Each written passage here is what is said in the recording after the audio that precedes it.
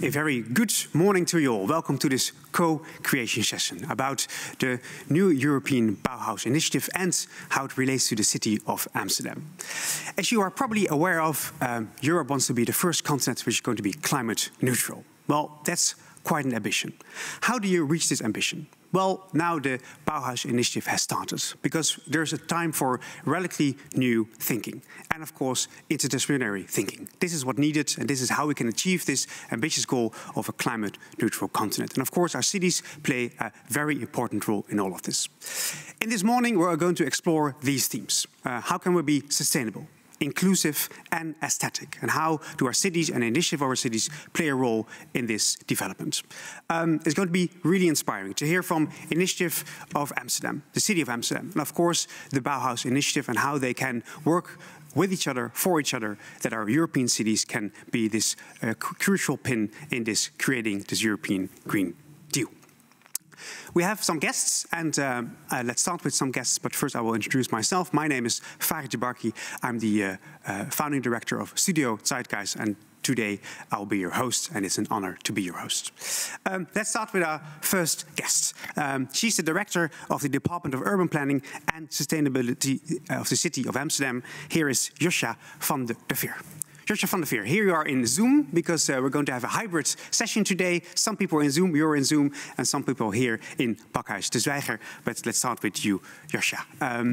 Good morning, welcome to have you here. Good morning. Why do you want to organize a session like this today, this morning?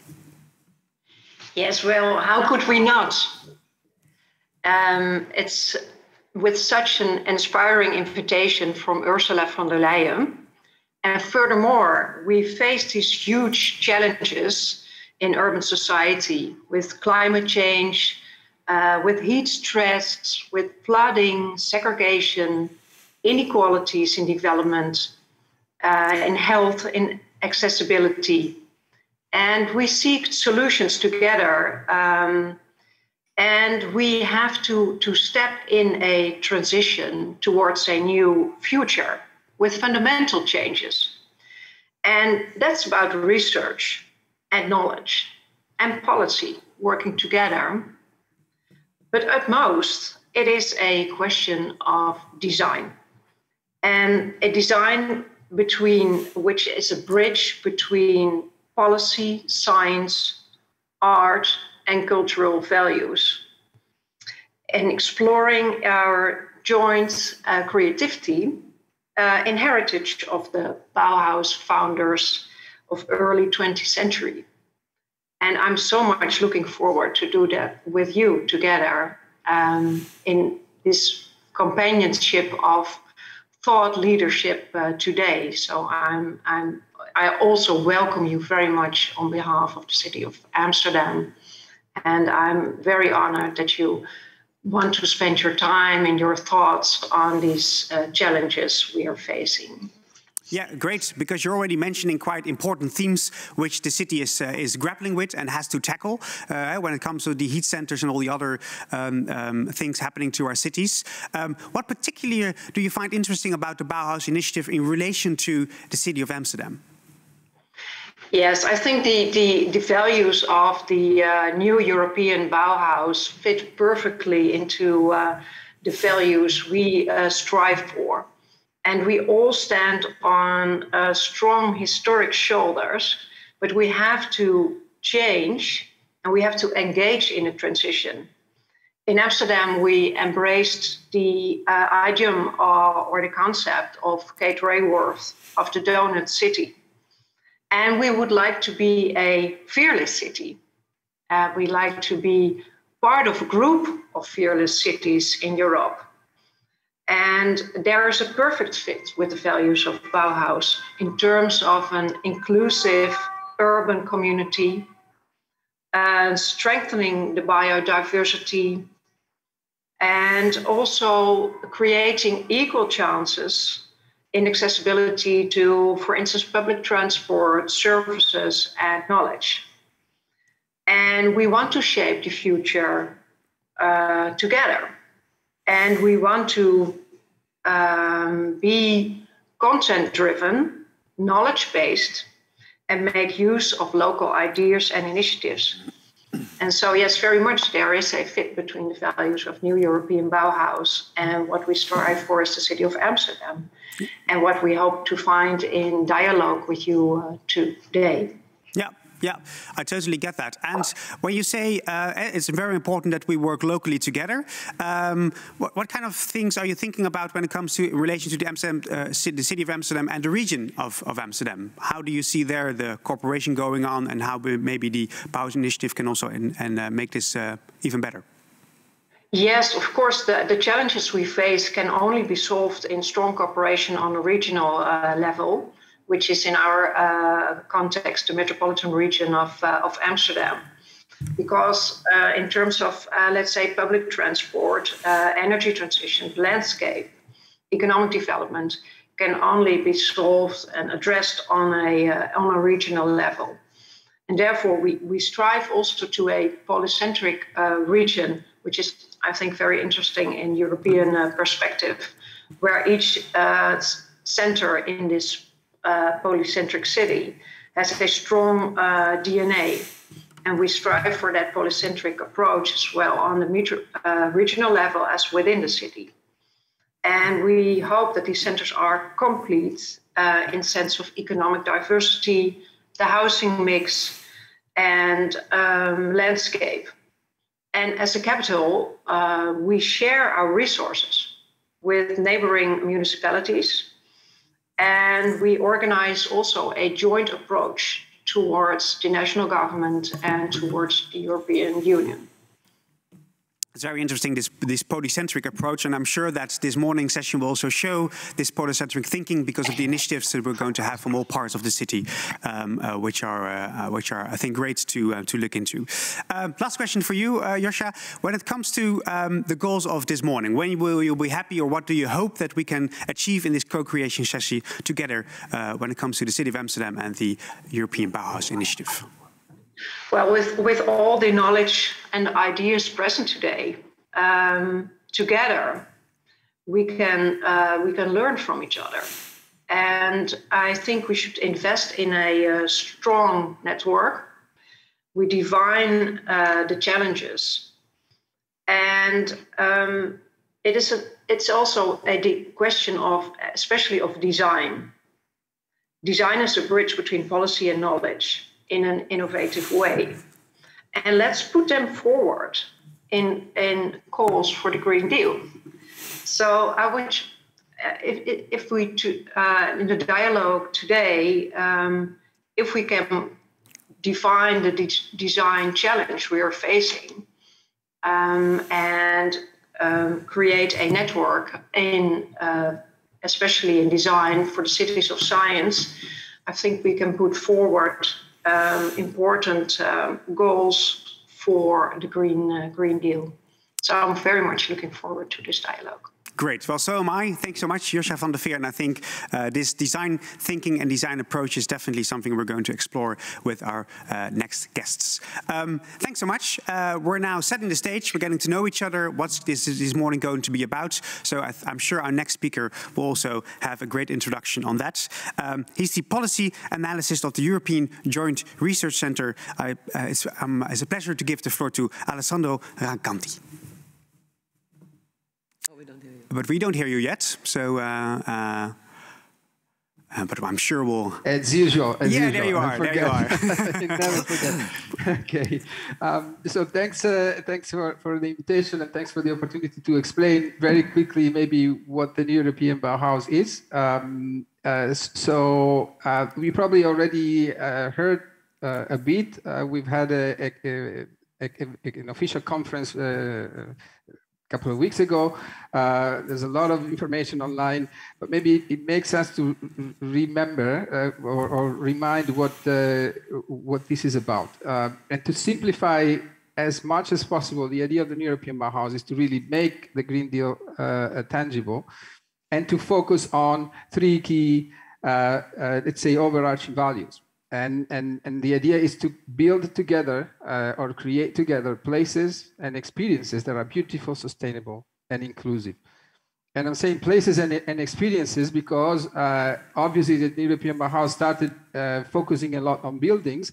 It is still about buildings, but not only about that. And so experiences means also how we live together in places that are not buildings, but are places that are maybe shared, and not only shared among humans, but shared with nature. So rural areas and beyond rural areas, relationship with built and non-built environment. So all these dimensions are really crucial for the new European Bauhaus. And the approach, in a certain sense, is let's focus on what already exists, and what we know that works, what inspires us, because we recognize it as beautiful, sustainable, and inclusive. And so the phase we are now, and the way to interact with the European Bauhaus at the moment is to help us try to understand what beautiful, sustainable, inclusive means in different places. Because we know that Europe is not a one size that fits all. It's not a monoculture. It's a mix and a conversation among cultures. And so beautiful, sustainable, and inclusive means different things in different places. And so we need to understand how these different values then decline in the physical places. And so that's why we are asking everyone to share with us examples, ideas, and challenges to create or to build these places. We are now entering almost the end of the design phase, so we're collecting as much as possible. Then we'll have a phase of sense making. So we'll try to see all the contributions that we've had, and put them into a sort of design brief or a report that will inform then the creation of the pilots on one side, but also of a series of parallel supporting measures and supporting instruments, so that we don't focus only on the 5 piloting actions, but we also have several different, let's say, supporting measures. Okay, great. I'm really interested when it comes to this notion of what does it mean? What does it mean to be inclusive? What does it mean to have a certain aesthetic? Because I totally agree with you. Europe is very different, but also very different approaches, which I think can be its strength. And therefore, it's very interesting to have this conversation from all different perspectives, also from the city of Amsterdam, what this means for them. What do you hope to get out of this this morning, Alessandro? Well, I'm in listening mode, like all of my colleagues. So I'm sure I will learn a lot. I'm really trying to understand how Amsterdam and in general, not just the city but the region understands this concept. And I hope that there is a coincidence in understanding beautiful as something that goes beyond, let's say, the aesthetic parts or the physical part, and it becomes really beautiful for the mind, beautiful for the heart. So it's a wider concept than just pretty things, which is sometimes how design is very associated to, yes, let's make things pretty, and so let's give this thing to a designer. And here the idea is, no, something that is beautiful is something that has been thought through, that has been developed with care, and maybe developed together, etc. Yeah. So, absolutely. Listening. No, these are beautiful comments. When it comes to aesthetics, if we find it beautiful, whatever we define beautiful, we take good care of it. And therefore, it's also sustainable by itself. So it's a very interesting part of the discourse, or should be an interesting part of the discourse we're having. Hopefully, you won't only be listening, because I'm really curious also what you think of the different pitches, of the different initiatives, and what kind of meaning you see in these initiatives. So hopefully, I can also actively engage you when we have the pitches and hear from you what you think and what questions you have, where you also maybe can make examples, or maybe can also share it with other experiences you had in different cities. We'll also see you back at the end of this session, but during the session, hopefully, Alessandro, you can engage in the different pitches. So sure. we see you back. Thanks so much. We go to our next guest, and she will also be actively participating during the whole session, hopefully. She's the Secretary General of Eurocities. Here is Anna Lisa Boni. Here you are. Good to see you. Welcome in this morning. Goedemorgen. Yeah, goedemorgen, exactly. Great to have you. Also with you, I would like to explore in a couple of minutes what your hopes and ideas are for this session. But let's start with how this Bauhaus initiative relates to the EU urban agenda, because I think it's interesting to explore the similarities, but also how they feed into each other. Yeah, thanks a lot, by the way, for inviting me and Eurocities. I feel incredibly privileged to be able to take part in such meetings that combine local and European perspectives, in view of improving the life of people in urban areas. So I love this because it really coincides with the mission of our association. So yeah, the question is the sort of $1 billion question, because first of all, people have to know what the EU urban agenda is. But okay, that in one word is, an initiative to change the way the European Union work with cities and on cities, so that its policy and funding mechanisms can be more meaningful on the ground. So in order to achieve a better quality of life for citizens. Said in really one concept, very quick concept. Now, the new European Bauhaus, we have heard, is also about, improving the quality of life of all the population in a way, yeah, and to improve the spaces where they live, and so in a way that it can be beneficial for the planet and people. So in a way, both initiatives are about creating the conditions for a new European localism, can I call it like that, having Europe think and act more locally by putting people and place at the heart of EU policy making and bringing citizens and cities to the core of the EU through a new power sharing model. I hope that this will really work, because it's in a way it's another chance with the urban agenda for the EU to really establish a new power sharing model, I believe, and a new way of conceiving, space and policies and places together with people. Yeah. I think this is a very interesting new way of thinking when it comes to this power sharing on the different levels that we have in our societies. And there, Europe is a level, the nation states, but now also cities are becoming more and more part of this discussion and more part of the solution, actually. What kind of main solution do you see for cities? How can cities be a part of this solution when it comes to this, this first constant being climate neutral, but also being places where people can thrive and can be empowered? But when the new European Bauhaus idea came up, for me, it's been like, great. A lot of cities are already doing this, When you look at Amsterdam, yourselves really striving to push the horizon of innovation every day. Innovation, economy, governance, you name it. You've seen, a lot of what the new European Bauhaus already means. And, cities, even if they're not already doing it in that sense, in the sort of, specific way, they have an increasing willingness to go in that direction, so to merge these three elements and so on. So that's why actually we decided to become strategic partners of the Bauhaus. But at the end of the day, what is really important, you said it yourself in the introduction, cities are the best ambassadors of the Green Deal on the ground. So in terms of creating greener, digital society without leaving people behind. And the best positions to therefore create spaces and places where all these elements come together, and you add beauty and design to the equation, and then as the new European Bauhaus is proposing, then it's like adding a local flavor and DNA of each city to the concept.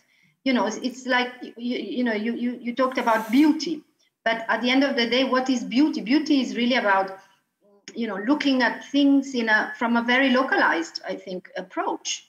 So I want to steal this sentence that I've heard at a conference. It's like the new European Bauhaus should be really about a locally evolving celebration of beauty. And so I think that it really captures what beauty is about, and in the context of the Bauhaus. And so cities, for me, are the best places to bring the Bauhaus on the ground, because they are the places where the majority of population lives, where the problems are generated, but also where innovative solutions can be found. They develop place-based policies and therefore can go over the silos They are in charge of many public services, spaces and buildings. So you can really rethink, and you can really use that as an opportunity to, launch a totally new way of making things.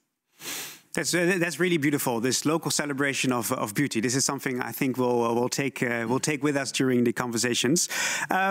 Last thing, shortly with you, Annalisa. There's so certain, as Alessandro mentioned, there's so different approaches and different concepts of the meaning of. Today we're discussing Amsterdam and how Amsterdam relates to the new Bauhaus initiative. Is there another example or another definition you really like in other cities which we can take into account? I will also ask you this question during the session later on, but maybe already something you would like to share which you find really inspiring. Well, it would be so difficult to just choose one and everything. But okay, because I've been participating in a couple of other conversations like these, and I've seen that, for instance, those cities that are pushing on the idea of design and the use of design, and that's a good I think example, because that really changes the sort of how you can completely rethink everything by putting people at the center and using design really from the beginning to the end of your life. So from when you are still in education to the end, as an old person. So and in policy and everywhere. So I think that, and also not only in the sort of how you make policies and how you imagine things, but also in the functioning of your organization as a public administration, because I think it's really fundamental to really change the way in which management and the mindset of the administrations function on. There's a strong need to leap forward in there and change the sort of culture. How do we do that? How can we get to an administration 3.0, for instance? It's really the biggest challenge of all, because I think that's what makes also the transformation possible. But there are so many other cities, I mean, Helsinki, Lille, Bologna, many. And Amsterdam, look, you should be the colonizers for innovation, because that's the only place, that's the only way in which I would see a positive way to use the word colonize. And you do feel the responsibility, because you try and trigger innovation also in the networks and so on. So I really love working with them. Okay, great. One last question, and then we go to the next speaker, Annalisa. Your background, what are we looking at the beautiful picture? Sorry? Your background picture. That's Eurocities. The background is Eurocities. You mean this background? Do I have the Eurocities? The building we see behind you. The building? Yeah. Okay, that's an imaginary city. It's a city of the future. City of the future. Something we're going to discuss. Something where everything is, where everything is created through a new European Bauhaus principles. Excellent. These principles are going to be discussed this morning. Thank you. And during the session, I will also ask you, just like Alessandro, any questions on the meaning you heard from the initiatives and how they maybe relate to other cities you find inspiring, because there's so much knowledge you can share this morning together with us here at Bauhaus. Thank you. We go to our next speaker. She's the Chief Science Officer of the City of Amsterdam. Please, I give the floor to Caroline Nevian. Yeah, good morning. Very nice to be here. Very nice to see the friends on the screen. And thank you for allowing me to share a few sites. I was asked to show why would Amsterdam be part of the Bauhaus. Well, we have been a hub. We were a dam in the polders. And for centuries, ships passed by. So for us, being a hub in the network is sort of natural, a given from day one. We are now 2.5 million people. We have over 180 nationalities. We have a super diverse youth, which is very important. We are not all white. We are mostly not white anymore. We come from many places, which makes the culture in Amsterdam very rich, and which makes also innovation emerge without an effort, really, because we have to find ways to live together. Also, what's nice to realize, over 60% of our people cycle daily. So we were the swagger and the skipper, with a lot of courage and also bluff. Then in the 17th century we became the tradesman and the vicar. We have the bad history of being a colonizer. We heard also people in that era very deeply, but we were also developing technology that is good till today. And the last 30 years we have been quite special because, you know, we were the DJ and the hacker. We are an information capital with all the big companies present in the city, with its good sides and its bad sides in all these eras. So for Amsterdam, at the water, autonomy is a very important feeling. We always make things, and which is important because that means that failure is part of making things. So that means also that design and aesthetics, I love what Alessandro said, it's also about the heart and the mind. And I think in our innovation history you can see that. So we share proud histories and we share painful histories, and we look for ways how to deal with that. And I think in Europe, we also share proud and painful histories, and we can, I think, it's a great space for improvement, to think about who we are. The social responsibilities with the Green Deal, of course, very important. And yes, we have been a cultural catalyst in Europe, and we have done that with many other cities. We're famous for art and design. We were the first digital city in the early 90s, and we are the first donut city now in the 2020s. So we have been very connected to the EU. We won the iCapital Award in 2016. We initiated the European Migrant Board, which I would like to stress that there are so many people coming from other places that need to be included. And we founded the City Science Initiative, which is one of the reasons why now I'm here. And I got the chance in the last few minutes to sketch how I think we could do this Bauhaus. Because yes, there are great ambitions, but how do you develop these new aesthetics? How do you get these new methodologies? And what we did is that with 35 city science officers, people in my role, we gathered together with JRC, with Research and Innovation, with DG Regio, with Eurocities. And we found that actually in the last 5 to 10 years, all these cities have developed a person like me who has the job to bring the urban challenges in relation to the research that's been carried out in the universities. Because the challenges are huge. So yes, you can say a Green Deal, but how do we do it? How do we change 10,000 houses of people who are not rich into energy neutral? It's a very big challenge, so it's easily said, but it's really hard to do. And we did some pilots on smart mobility, on circular economy, on mental health, on civic tech, with the cities of Hamburg, Paris, air quality, Thessaloniki. We had leading cities doing these themes, and we came to a very big conclusion, that if you want to do research in the city, you need not only research and policy, you need design. So design is not only beauty, design is also the fundamental experience and the fundamental knowledge and the craft and the skill and the science of how to make things work. So you can say this is how it functions, you say this is what we want, but then you have to make it work. And that's what design is doing.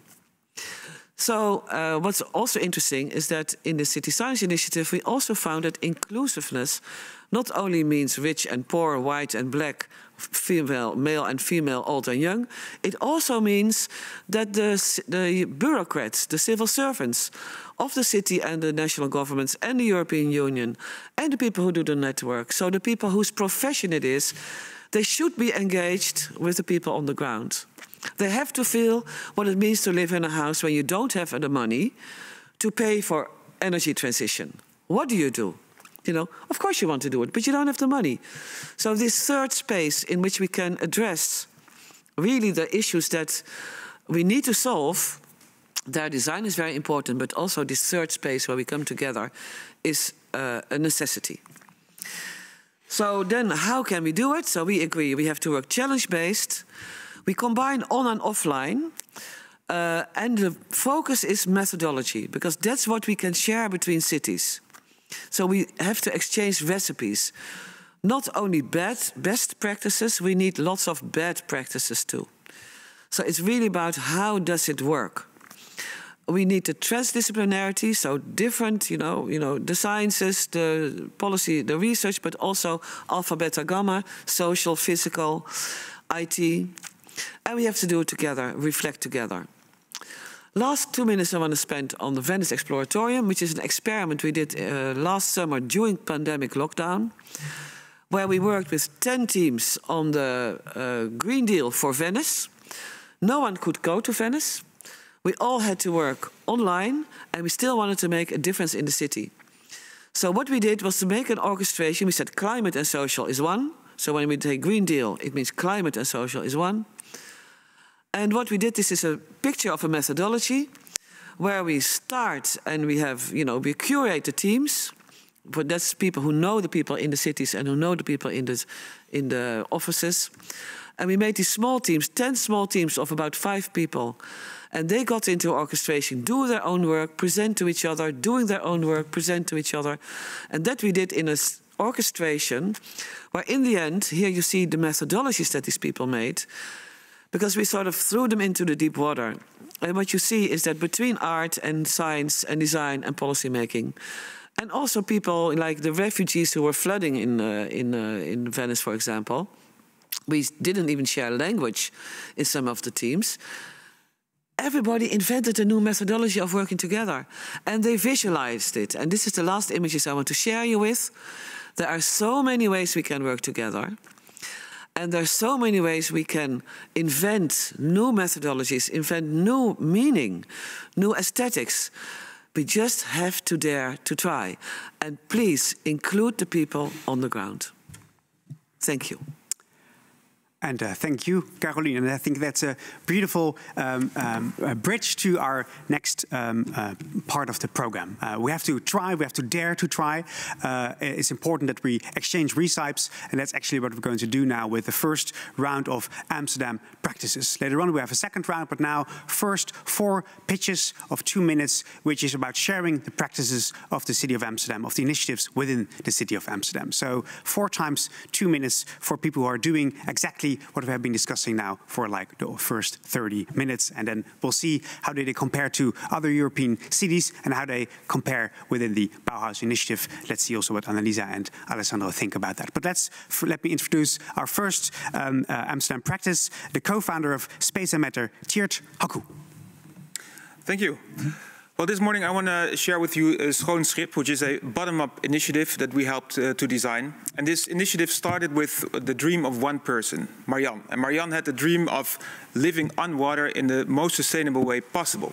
And she was so excited about this idea that she managed to inspire some of her friends to join her in this mission. It took a long time. It took 10 years, but in these 10 years, they managed to find a location to realize a neighborhood by themselves that is full of innovations. It has a solar-powered smart grid. They have a decentralized sanitation system that transforms their toilet waste into energy. And they experimented with all sorts of bio-based construction methods, such as hempcrete and straw bale construction. What I realized during this process is that innovations like in Schoon Schip will never happen in a top-down development. The beautiful thing of it is also that not just they built this neighborhood, but they also built a super close-knit community during the process. So what I'm convinced about is that we should focus more on these bottom-up developments, because I'm sure that all of you also might have these super ambitious dreams of how you want to live and how your ideal living environment would look like. But it's super hard to start it. It's not easy to do this. So what we launch is a platform, crowd building, that makes this process more easy, that connects people around collective housing concepts and shared values. With these people, we can, with this platform, we want to make these bottom-up developments accessible for all. We want to scale up the bottom-up movement. We want to speed up the process, first in the Netherlands and then in all European countries. And we are convinced that with the help of our local governments, we as European citizens can really make a difference in making Europe more sustainable and beautiful together. Thank you. And thank you. Cheers for kicking off these first Amsterdam practices. Very interesting how you scale things up. So we'll have a look into that later in the conversation that we'll have here on the table where you will join me. Our next speaker is the programmer here at Pakhuis de Zwijger and program manager designing cities for all. Here she is, Dimfy Brown. Hello. Well, Caroline already introduced the term super diverse city, and today in the Netherlands, Amsterdam, Rotterdam, and The Hague officially achieved that status. And in these cities in particular, the awareness is growing that radical changes are needed in order to achieve a fair, safe, and healthy environment for everyone. In 2021, here in Pakhuis de Zwijger, we started the project, the Research and Activity Program, Designing Cities for All, with the support of the Creative Industry Fund. And in this program, we focus on the role of designers in shaping and creative cities by and for everyone. And we call them cities of belonging, cities in which everyone feels at home and is allowed to feel at home. We've seen that design is everywhere and everything around us is designed. Therefore, we can also redesign it. Our products, our services, our experiences, our built environment, but also our social structures and systems. However, we've also seen that there are flaws in these designs because what we tend to do in this world is design for the middle and not for the margins, which is harmful and in some cases even lethal. Design shapes our ability to access, participate in, and contribute to the world. And for nearly every injustice, there is an architecture that is built to sustain and perpetuate it. What we feel is that designing for inclusion starts with recognizing exclusion first.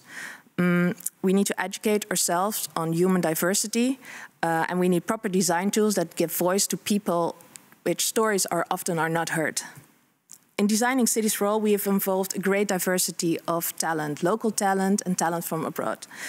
We have invited designers, scientists, experts, educational institutes and other partners to be involved, and next to a total of 6 fellows that help curate a part of the program, and to share their knowledge, to work together and inspire each other to build inclusive solutions from the ground up. The program is made up of different activities. On one hand, we have desk research and interviews, and on the other hand, we have activities like livecast. We started a student book club. We're keeping track of an online research file, and we share different articles and books that you can read to educate yourself more. Also this year, we're going to organize an exposition if the pandemic allows it, and we will start organizing workshops. I want to end this story by saying that diversity is a reality, but inclusion is a choice. And if you want to know more about designing cities for all, you can check dezwijger.nl/DCFA. Thank you, Dimfy. And a very interesting question indeed. What are the proper design tools? Let's discuss it with you here on the table later on. But first we go to our third Amsterdam practitioner, the founder of the Next Nature Network. Here's Koert van Mensvoort in Zoom. Yes, hello, good morning. I want to spend 2 minutes to change your perspective, and if I can have my slides. But then to do that, I need to zoom out and look at our planet at night. It's quite special that some thousands of years ago, our planet at night would be pitch black, but now you see all these cities emerging. So what is happening on planet Earth? Is it on fire, or is it springtime on Earth? If we zoom in a bit, then we can learn a lot. For instance, in the US, you kind of see where the blue states and the red states are. You see in India, you see the rise of India quite rapidly. Of course, also Europe. You see this starry blanket with one lonely star in the east. There are also vast empty areas on Earth still, like Greenland, or how about the Amazon rainforest. These lights you see, they're cities, they're not forest fires, by the way. And you also see this in the Sahara, you see this wonderful structure of the Nile River. You see this emerging because of all the cultural activity around it.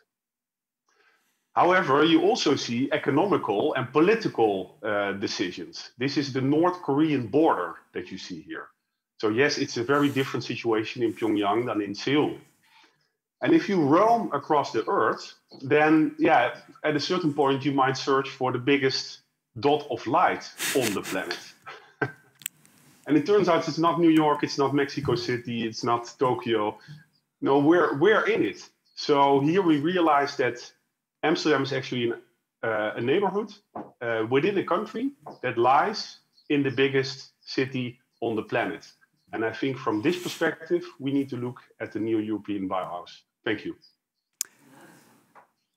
And thank you, Koert, for this whole new perspective we have, thanks to observing our planet and the light on the planet. And then we see that we're one big metropolis actually here together with the Netherlands, the Benelux, and parts of France and Germany. Thank you. Let's have this conversation also here, not here on the table, but on our digital table that you are part of. Let's go to our fourth Amsterdam practice, and then we have the conversation. Also maybe questions from Alessandro and from Annalisa. What are they curious about? Or what can they see in similar practices in other European cities? Let's go to the area manager economics of Plein 4045, a square in Amsterdam, Ridwan Boussaid. Good morning. The urgency to look differently at everyday use of our raw materials is growing. You could say that today we are in the middle of a transition of thinking about avoiding depletion of our natural resources. The need to act on this becomes clear to us every day, worldwide, but also at a local level. What better place to realize this transition is than the heart of Amsterdam Nieuw-West, Plein 4045, a vibrant square where people from all over the country come together for the market, the shopping center, and the many restaurants and cafes. The market, which has now the status of the busiest market in Amsterdam, also faces a number of challenges. The market traders on Plein 4045 have realized that they need to deal with their waste in a different way. But how do you operate in a domain that is completely embedded in the laws and regulations of the same government that is driving the transition? How do you guide an idea through 5 departments of the municipality of Amsterdam without getting caught up in bureaucracy? As a city maker, it's from the outset clear to me that sustainable projects can be sustained if they have sufficient support from all stakeholders, and the sustainable projects should be organized bottom-up. The market traders had the ingenious small-scale and informal waste collection initiative. This initiative has been further expanded and financed by an application from the market traders for a grant from the neighborhood budgets. In this way, they retained their independence, and their position towards the municipality was well secured. Since then, the market traders have worked together with the municipal departments to tackle the waste issues. Today, 80 to 90% of the waste is separated and recycled in a circular manner. The pallets and crates go back to the wholesaler, the cardboard to the paper processor, and the vegetables and fruits are used to make biogas and compost. The Zero Waste Lab was launched in January 2021, is very successful and is a textbook example of cooperative bottom-up initiative. Currently, we are investigating the possibility of connecting the shopping center, the many green groceries, the butchers and the restaurants and the cafes in the area to the Zero Waste Lab. That's my speech. And thank you, Ridwan. I think we can spend a whole morning on your case about how you actually have a very clear goal and how can you get this organized in a society which is not always structured to solve this issue very easy, but you managed to do so. Very interesting indeed. Thanks so much. We have 4 Amsterdam practices, and I can imagine that you, as somebody who's watching here on Zoom, have a question. And of course, Alessandro or Annalisa also have some questions for our different practices. So if you have a question, please post them in Zoom, and I will see them on one of my screens, and I will share the question with some of the participants here. And Annalisa and Alessandro, if you have a question, just raise your hand or use your voice, and we'll make sure you're part of the conversation. So feel free to start, Annalisa or Alessandro, but I can also have a first round of questions, and then probably you will come in when it comes to questions you have or the comparisons you would like to make with other practices in other cities in Europe. Let me start, and then Alessandro and Annalisa, I will hear from you what you've been thinking. Cheers. Very interesting question you asked yourself also during your presentation. How do you scale these things up? You have these bottom-up initiatives. It's going well. You have your practice. You have your methods. And now the question becomes, how does it become an example for other initiatives, and how can you make the impact even bigger? What kind of solutions do you have? Well, the thing is that all these bottom-up initiatives, they seem very nice, but they're not accessible for everyone. So the whole process is quite difficult. You have to find your friends to start this project with. Not everyone wants to live with you, and you have to pay some money to pay an architect or someone to make a plan. Yeah. Well, these things I think we can easily cover by making it first known to everyone, so that you can actually find these new groups that start. You can help people start a group, an initiative. You can help them finance this first trajectory before a mortgage takes over, to pay an architect to make your plan, and we can help them, and local governments should help them finding locations. Because now, if you have a building site, it is directly offered to commercial parties and not to citizens. And I think that we need to change in the whole of Europe. But that's so interesting. Eh? You're saying we can change the level playing field by having the knowledge of where something happening. We can actually engage into action. If we don't know, if it's opaque, if it's intransparent, how do we find out? Yeah. Interesting. You can find a new house on Funda, like on our real estate platforms, but you cannot find a building group. No. You have to know this building group to be able to join it. Yeah. And they're nowhere online. So. Yeah. Interesting. And how do you put this on the agenda? Because this sounds totally logical to me, that we need this level playing field to make sure that these bottom-up things can actually have more impact. Where do you put it on the agenda, and how can you make sure that actually this information is shared so that we can act? Yeah, well, I think it's a bit of a marketing thing. We just need to show people that it is possible. We need to show the examples, and they will also be at this table. These examples. Yeah. Let's make it known. Let's show that it's feasible, and let's have. I think we have to start with our local governments, our municipalities, that will also push this message and think differently about how they tender their building sites. Yeah. Well, that's it. It's a new mindset and a new way of thinking about what's actually our goal and our task to do so, to make sure that society can actually foster in that sense. Yeah, exactly. Yeah. But a very crucial point that I said is that it costs money, the first process, and people need to have this finance, and that is where I think that also our governments or Europe can play an important role by creating a revolving fund for people to start these initiatives. And they can pay it back when the mortgage takes over, but this initial phase, we need money for that. Like, people need money for that. Yeah, great. Redouan, as I said, we can discuss the whole morning what you did, because it's so beautiful when it comes to a square where you want to have waste reduction, where you have waste circularity, and then you actually manage to do so. Now, what's the key of arranging this? Because you said yourself, there's so many departments, rules, actors that you have been working with, but if there's one key door you opened, what could it be? What could we learn from this? What could be learned that there's no one key. No.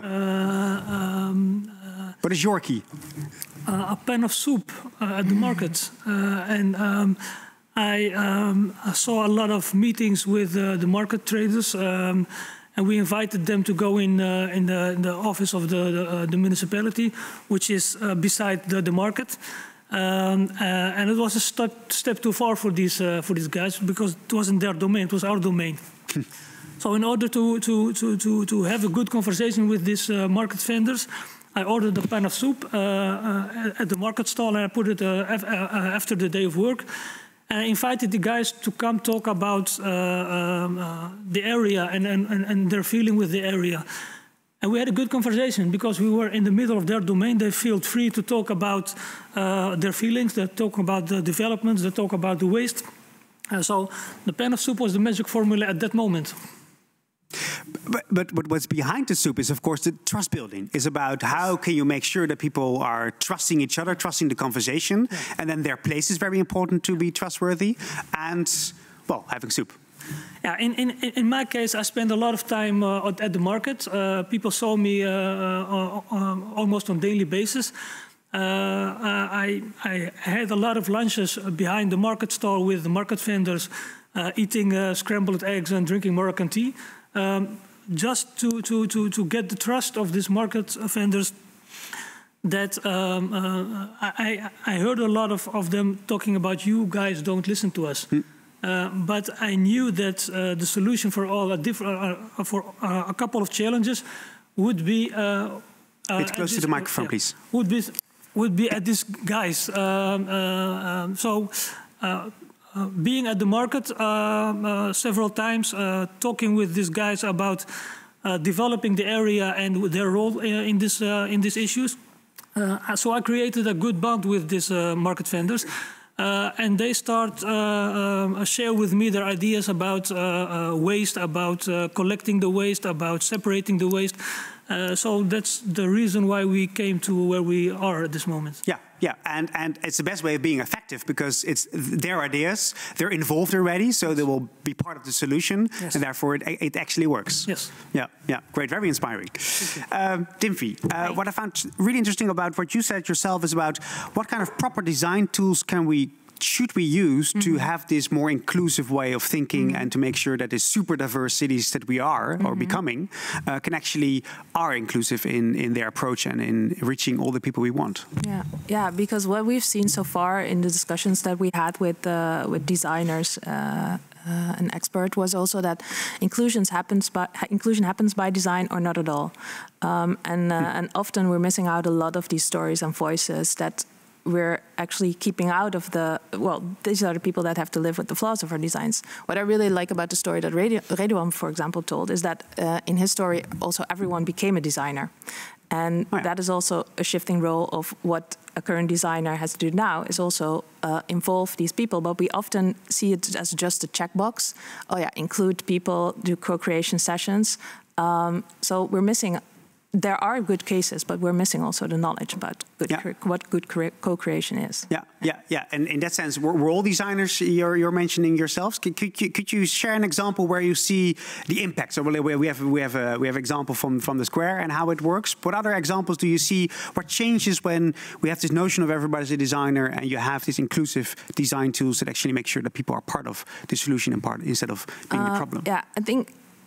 Because of we're including other people, we're also realizing more what actually inclusivity is. For example, there is a difference between adaptive design and inclusive design.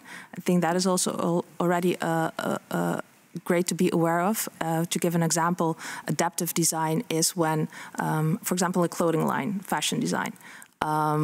We are designing, you're a designer and you're designing clothing for body-able people. But when I'm in a wheelchair, I face difficulties with the clothing that you design. So you think like, oh, let me design another line. So you include people, but what you do is design a fashion line for people in a wheelchair. That is adaptive design. If you would make inclusive design or inclusive fashion, then you would make fashion for all abilities. And what Geert already said, like we need more time and also budget in the process before. I think involving people takes a lot of more time and also budget. And I think that is something we have to be aware of too. Yeah. Yeah.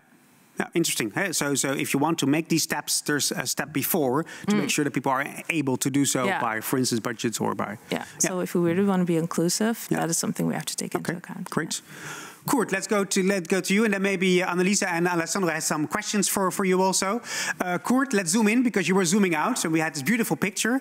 But if you zoom in, what does this picture tell us? Because so we're really connected in this part of Europe, but are we really connected? Is that also maybe what you're making problematic here? Yeah, I guess my point is that on the one hand, the European level is super important. You know, if you look at other regions in the world, China, the US, you need to have the conversation on the European level, and also the local city level, or the region, or the neighborhood level, or that is also very important. And what is sort of in between is these weird nation states that are a relatively recent invention. But I find it striking to live in a city that crosses the border of a nation. Actually, it crosses the border of multiple nations. And I feel it like that. I feel I live in this European mega city that can have a big impact in the world. But there are some borders in between on a national level that, to me are not too helpful.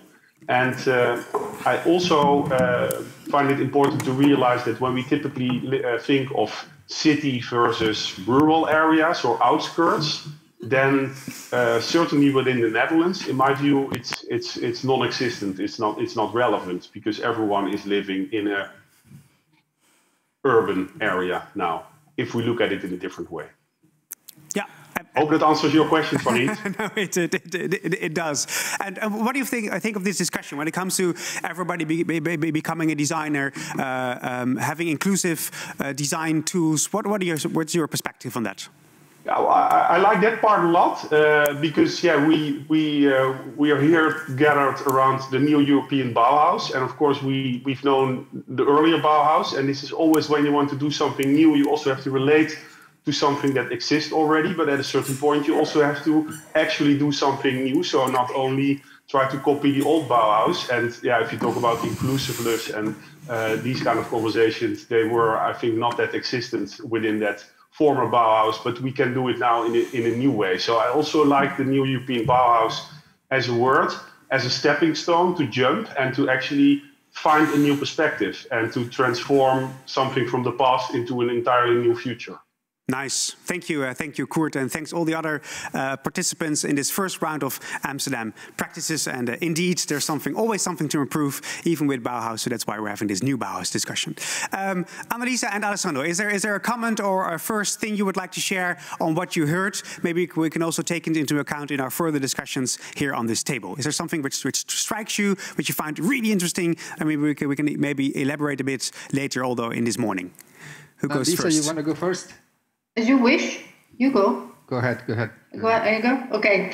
Yeah, I mean, for me, it was it's amazing. Every time I hear stuff from Amsterdam, it's always very, very advanced. So, but it's just a confirmation that even in the best cases, the sort of change we're trying to put in place is really needs a very sort of strong determination, long-term readiness to change things that is really authentic. So that is really that people believe in it and believe that this idea of power sharing, because design at the end of the day is really important, and that it's like the climate, believing that you really need to do something about the planet. So it's really like once everyone is on board, then things will be able to change in the right direction, and then financing will come, and then the knowledge will come, and then the sort of competence will come. But you need to be, I think we're still in a situation where the mindset struggles to change. It's such a big and long-term shift in the way we do things, and we are used to do things. So it needs a lot of patience, and those that really believe in it do really need to feel the responsibility to be those that can start the process and push the process forward and things like that. So yeah, I think do continue to go in that direction. I think that the first Schoonschip, was it? Yep. It was really interesting because it made me really make the connection with this idea of the 100 climate neutral cities mission that is really based on giving a huge role to these bottom-up initiatives that all would fit in the same sort of participation to achieve climate neutrality. So, where citizens have so many roles to play, and they have to be, recognized in this respect, and also given the means and so on. So platforms of citizens to push certain projects and respond and following dreams, it's so important for local governments to really support. Absolutely. And I really love the lighting thing, because it's really about going beyond borders. It's our fight every day. Member states, they need walls, they need borders. Yeah. Cities, they don't want borders. They just cooperate and are and use solidarity amongst themselves. Thank you, Annalisa, for your first thinking, your thoughts based on the first Amsterdam practices. Alessandro, short, please. Very short. I have two provocatory questions. One is for Stier, and the question is, what happens when the river is not swimmable or is dirty? So meaning, what happens when you actually maybe don't have the power to influence the context where you have decided to live, or to co-design together? And I think that this is related a bit with a lot of conversations that are starting to happen, which are around this idea of co-designing the city. And it's good to have this kind of a very forward approach where you have ideas, but you, I think, need to always create this kind of conversation with all the actors around you, because sometimes you really depend, or we depend on each other. And so that's one. The question for Dimfing is what happens when you have the person who doesn't want to design. Because we have these people who don't want to design. So do we have to include them in the co-design process? Is it, or is it something else? And just a comment for Redouan, I think that he exemplifies very well something that it's also starting to pop up in different places, which is this idea that we need new roles. And one of the roles that are identified is exactly the role of the trust manager. Also, another paired with the role of the energy manager, but not in terms of energy lighting like we've seen. It's more energy in terms of motivation and work on working together. So trust manager, energy manager are roles that are starting to really be recognized across Europe. Thank you. Thank you so much for your reflections. We're not going to have time for all your questions now, but I think these reflections of you, Alessandro, are very important also for our further discussion. So if it's okay by you, we'll go to our guests who are now at the table, but these reflections will definitely be part of our current conversations, because, of course, this morning is just a starting point of having conversations about the city of Amsterdam and how it relates to the new Bauhaus initiative. Thank you, Annalisa and Alessandro. Later on, we have some more practices. Hopefully, you will share some reflections as well. Very thought-provoking indeed. Here on my table and in Zoom, there are 4 more guests to reflect a bit more on the Amsterdam approach and Amsterdam practices relating to the new Bauhaus initiative. We have here on my table Marleen Sticker, founder and director of Waag, Egbert Fransen, director of Pakhuis de Zwijger and We Make the City, Sophie Bloemen, co-founder and director of the Commons Network. Welcome. And on Zoom, we have Dominique van Ratingen, program manager, Center of Expertise for the Creative Innovation. These are our 4 guests, and let's dive into our conversation with starting with you, Marleen. Maybe let's start, because you're fascinating. You've been working for 25 years already on some of the themes we have been discussing now: sustainability, aesthetics, inclusiveness. How do you relate this discussion back from 25 years ago? How come we are now discussing these themes in this relation to the ambition we have, and what kind of success do you see if we make this work?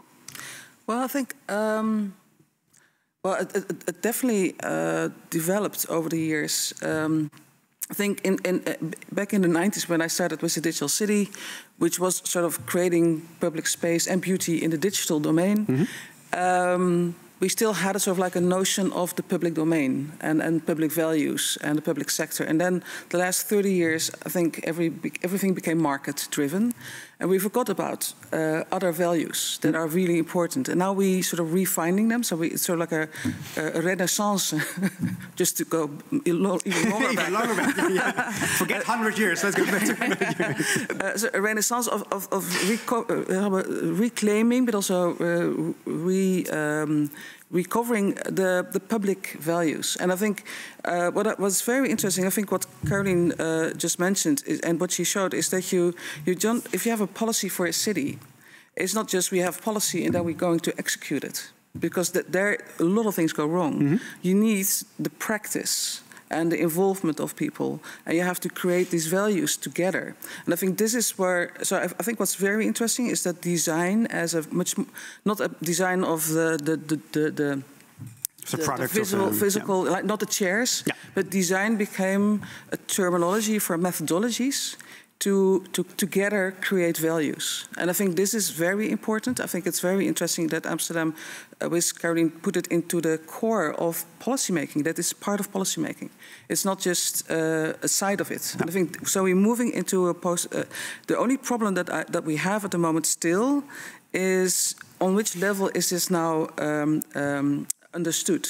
So there's a lot of nice practices, but we need systemic change.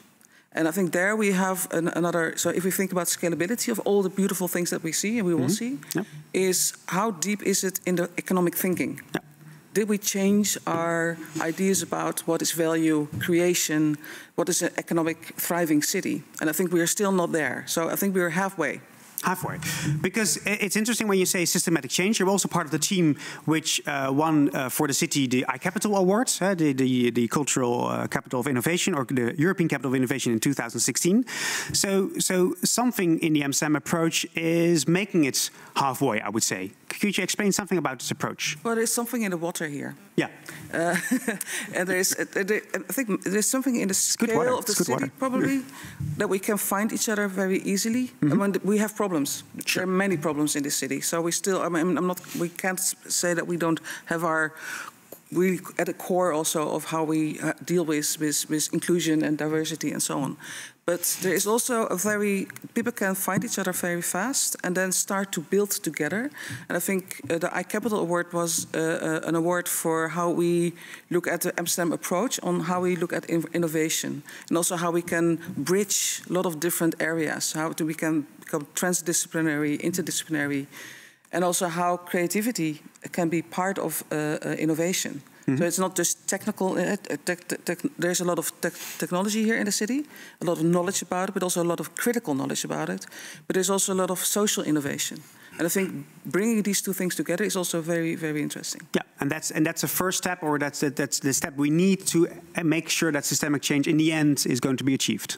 Yeah, you have to, for systemic change, we have to think about the value system that's underlying the principles in which we think what a city is. Yeah. And so I think Donut City shows that we in the city a lot of people are there in the moment that they think they have to think about an economy for the 21st century. That we have to move away from the extraction of value. So it's also about how we think about ownership, about agency. So if we do an energy transition, it's not just show that we can do nice stuff, but also can we use an energy transition also in creating a new ownership feeling and agency in the city. Yeah. So yeah. To bridge different questions. And I think what design can do. Hey, there's somebody who will. There's somebody later on with. Is to find to grab something which is for a lot of people can't see it. Yeah. So you can bring things together and then create a practice that helps to solve certain issues. Yeah. I think our capacity for that is I think Amsterdam has a lot of capacity to do that. Yeah. So maybe the power sharing goes even further. Let's continue that conversation later on. Egberts, it's in the water. We're next to the water. We're next to the water. We're onto the water. Marleen is saying a couple of things. You are also part of We Make the City, or you founded together with some people We Make the City. How does that feed into this way of thinking of making sure that this? Well, at one hand, it's all about the values, but it's also about bringing the system world together with the living world. Mm-hmm. So we have this traditional triple helix. We all know related to economic boards, etc. But there's also a lot of people and stakeholders in the city that are really living in the city, doing in the city, and not only for market purpose, but to survive, to live in the city, to have a good life in the city. And so bringing those two together, that's really a main thing. And it's really difficult to bring them together because they're of all different languages, using other words. So we have to know more about each other and really get related to each other, move on with each other, making together with each other, knowing more about each other, about inclusiveness. It is really important to know what's behind people's lives, daily lives in the city. With the programs we make in Pakhuis de Zwijger, but also with the festival We Make the City, that's the main issue. Bring those stakeholders together. So this traditional triple helix with this other alternative or other maybe more important triple helix with the societal organizations, with the small entrepreneurs, the social entrepreneurs, the local entrepreneurs, and of course the citizen initiatives. Yeah. And it's really bringing them together and making things happen, and not only talking but also doing. And that's why, as Pakhuis-de-Zwijger, we founded 2 annexes in 2 different parts of the city, the New West part and the Southeast part, where a lot of things are going on. Gentrification is going on. There's a lot of problems in education, in dividing in the city, etc.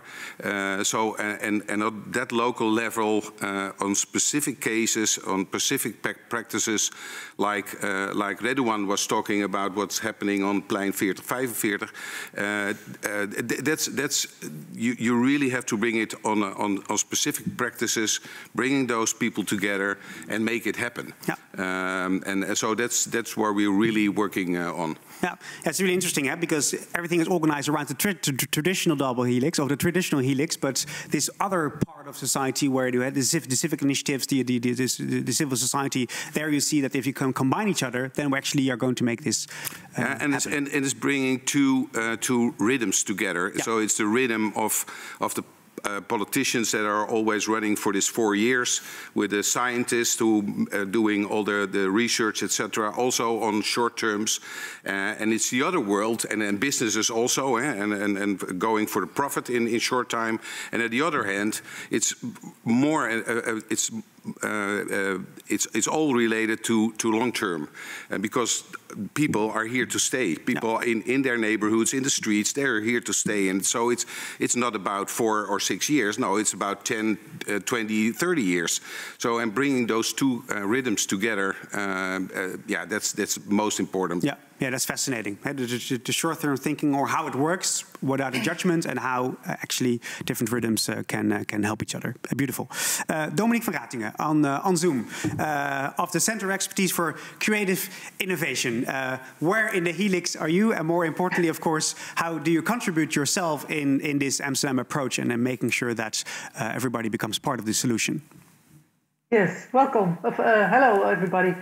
Yes, we are also working in the quadruple helix, but then from the perspective of research and education. So we are an innovation and knowledge network from 4 universities of applied sciences in Amsterdam. So the HVA and the AHK and Rietveld and in Holland. And we represent like 15,000 students and 20 research groups. And with that knowledge and talent, we bring together in projects and in labs our knowledge to test and to really find out just what was talked about before, to find out how co-creation works, how can we address the needs of the involved citizens in specific situations. So we really like to include also the younger people within our research, and to bring all that knowledge again back in education, because, well, it's the talent of the future, of course, who will have this role as a change agent to work on these and to continue working on these challenges. So that's our point of view. Yeah, great. By also being part of the experiments and making sure these experiments work in the city, you actually can make sure that you learn from these, as was also stressed earlier this morning, and make a difference. Thanks so much, Dominique. Let's go to Sophie Bloemen, co-founder and director of the Commons Network, but also part of the Amsterdam Fearless City, which we also mentioned a bit earlier. We have to dare, we have to be fearless. Tell us something about that, about the importance of this for all the things we're discussing this morning. Okay, yes, thank you. Yeah, so I think departing from the new European Bauhaus, I think it's a wonderful initiative, and I was thinking about what it means. What is this approach actually? You know, how is this? What does it add, or how does it? And I think it's important, this idea of, as we say in Dutch, maakbaarheid. This idea of design, maybe, yep. Is that it? Yeah, yes, it's not exactly the same word, but so the idea that we can actually make something, that we have control over our cities, over our environment, over our economy, over our future. and and this implies a certain stewardship by policy, by politicians, by us. And I think it's important to indeed, and this is about how we can design and organize our cities and make it beautiful and well-being for all. But I think indeed, as I'm happy you mentioned, it's really about our economy as well. In the end, it's also about political economic choices that we make there. How do we have a city that is actually has housing for everyone, where climate issues are really addressed? How do we look at housing? Is it a financial good, or is it a common good for everyone? So these are, and I think it's important to stress that these are very much political economic questions that also need that kind of addressing. Yeah. So that's where Fearless Cities also comes in. Mm-hmm. Fearless is a network of cities and a movement around a systemic change and new economy, and it really looks at questions of ownership as well, and of power, and where do citizens, what is the role for citizens? Yeah. And I think this idea of new European Bauhaus is kind of, which is part of, I think, of almost a paradigm shift indeed, and how we look at how we manage things. It's indeed, we left a lot of things to the market, and now we are taking back control in a way as citizens, but also as a public sector. And the 99 of Amsterdam, which is the Dutch kind of do tank, working with the municipality of the Fearless Cities network. The 99 of Amsterdam stands for the 99 neighborhoods of Amsterdam, but also, of course, it's a reference to the 99% that we know well of Occupy. Is trying to bring together a lot of these ideas from the city, but also internationally, and developing this agenda for the city of the future. And right now, there's a Cities for Change forum is going on, where a lot of these discussions and panels and processes are going on, both locally in Amsterdam, and in other cities across Europe, but also translocally and internationally. And maybe another point, is that I think this power sharing, which was mentioned, is very important. And I don't know if it's meant in exactly the same way that I would think it's important, or that we would think it's important. I think it's important that cities get a new role, in the way we design and develop and work together in Europe. I think that's and I'm also very keen to hear, what that exactly means politically. Mm-hmm. But I also think citizens there should be a power sharing in cities with citizens, and not just about participation and kind of co-creation. I think really economical as well. So there's this idea of public civic partnerships, where we really look at how together with the city we can give citizens a larger role in provisioning of collective services. Yeah. And this is indeed like energy or mobility or how do you call it, squares, but it can be many things. Okay. So that's the thing. I think it was an important way to think about this power sharing as well. No, that's very interesting. And to conclude with you, Marleen, this discussion, when it comes to this question, when it comes to taking control, when it comes to power sharing, or maybe even going a bit further, as you mentioned, how do you think the new Bauhaus initiative can help this, can support this, can be part of this, can strengthen it? What's your take on that? Well, I think I would follow up on what Sophie just mentioned. Mm-hmm. I think the danger of putting cities in the center is that they start to compete. Like, who's the best city? Yeah. And sometimes I feel that this is sort of a distraction from what it's really about. It's about citizens. So we need a Europe of citizens. So we had a Europe of nation states. Mm-hmm. I think the whole cities and regions movement already said, well, there is another type of Europe. I think this European Bauhaus initiative could help us to say, well, it's about citizens and how they can, with citizen initiatives, take their responsibility, but also to develop their ability to help with this, to become more resilient, to become, there are huge changes on its way. So we need, and I would love to see that we see this as not as a city. So I just said it's in the water of Amsterdam. Mm-hmm. It's also in the Dutch waters. It's also in the Barcelona waters. So it's also in a lot of places. So There's water everywhere, so that's nice about your metaphor. I would love to see a little bit what Kurt also said. Let's see it also not as a competition between cities, but let's see it as a movement of citizens that take responsibility, but also have to be in the position to be able to do that. Yeah, and that means that we need real economic transformation. We don't need a Europe that's a common market. We need a shared, open Europe. Yeah. Yeah. Both in the digital, but also in the real Europe. And I think that movement, to me, would be lovely, because then we can finally create a different perspective on what Europe is for us. And I think that would also solve a lot of the problems the European Union has at the moment, which is that people feel not attached to the whole European ideology, because it's always market-driven. So I think this would be like the real deeper agenda for the European Bauhaus. Sounds like a winner. Egbert, short? Well, to end, it's about this 99% and this 1%.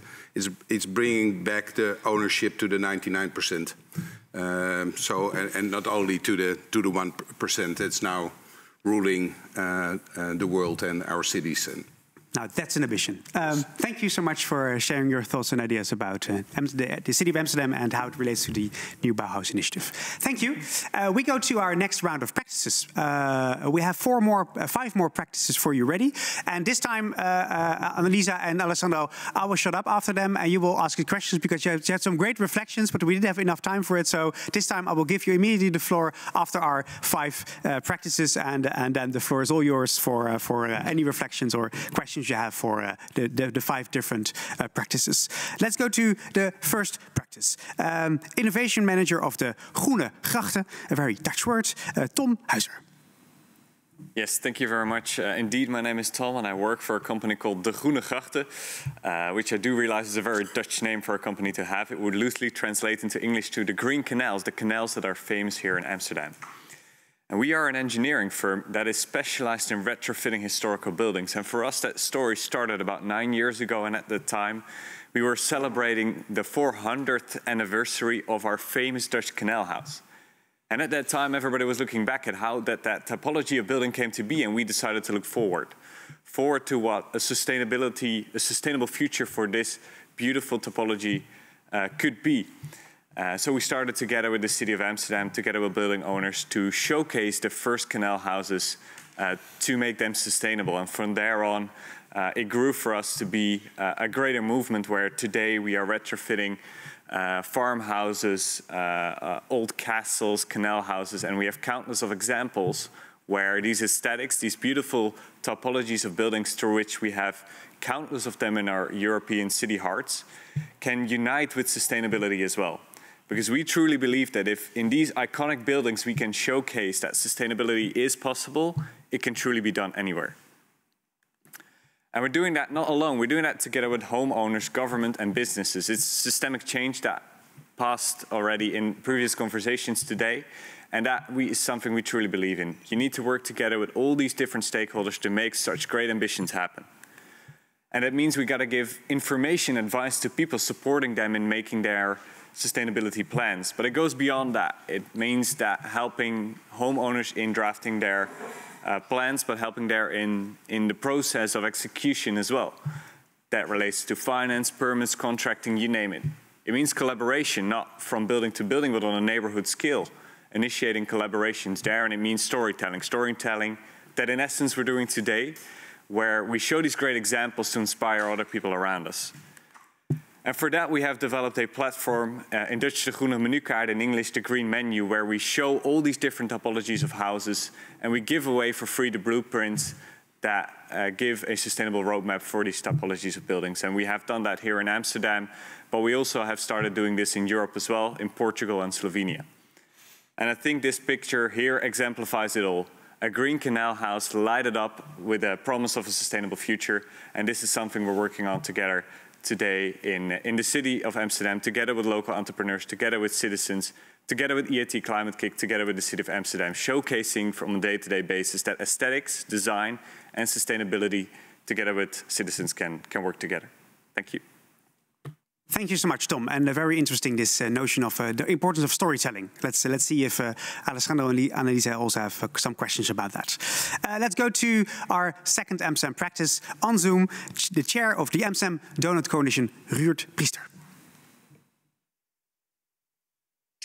Hello, good morning, and thank you all for speaking here on behalf of the Amsterdam Donut Coalition. So the Amsterdam Donut Coalition is an open network of change agents committed to bringing our city into the donuts. And this is the donut. It represents a new economic goal to meet the needs of all within the means of the planet. The place for all to thrive is this green donut, the space within a social foundation and an ecological ceiling. And the red flags that are overshoots and shortfalls on these dimensions. So the image is clear. As humanity, we have a challenge. So then how do we do as Netherlands? Well, broadly speaking, we do very well socially, but ecologically, you can see that where we stand exactly on the top, our overshoots are really extreme. So we are currently not taking responsibility towards our fellow humans and the generations to come at all. So to a large extent, we are a developing country. So this disturbing, simple comparison shows very clearly where we stand. So even with us, with being a development country, mainly on the ecological side, social challenges are enormous. For instance, we have about 15 to 30,000 undocumented migrants in our city. And most of these people do not have access to the social foundation at all. Basically, they are invisible to us. Now, after writing the book, Kate Raworth set up an organization and a platform, Donut Economics Action Lab, DEAL, to bring together and empower a rapidly growing translocal network of change agents who are all inspired by the book. And Amsterdam is a leader in this global movement. So we have been a donut city since the beginning of 2020.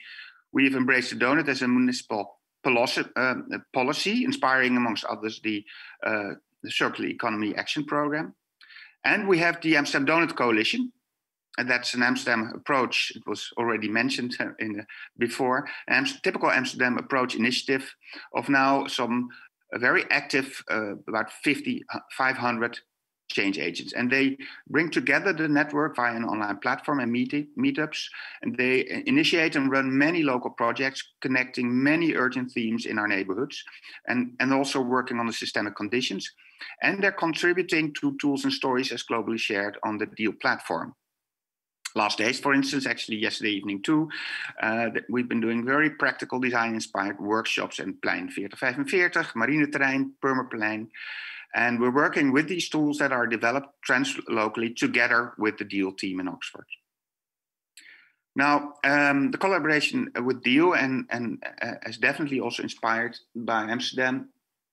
There's a growing list of cities and regions that is now also taking initiative to become a donut city. It's very inspiring to see.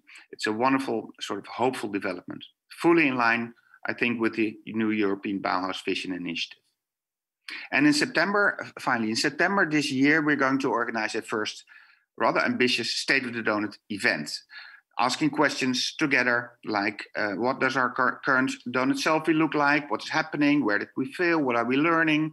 How are our practices performing? How can we become more effective in our efforts? And we are organizing this event with many wonderful partners in the city, like What Design Can Do, Pakhuis, HVA, many, many more. So I think we can safely say that we feel very close to the new European Bauhaus vision and approach, and would love to design, work, and learn together.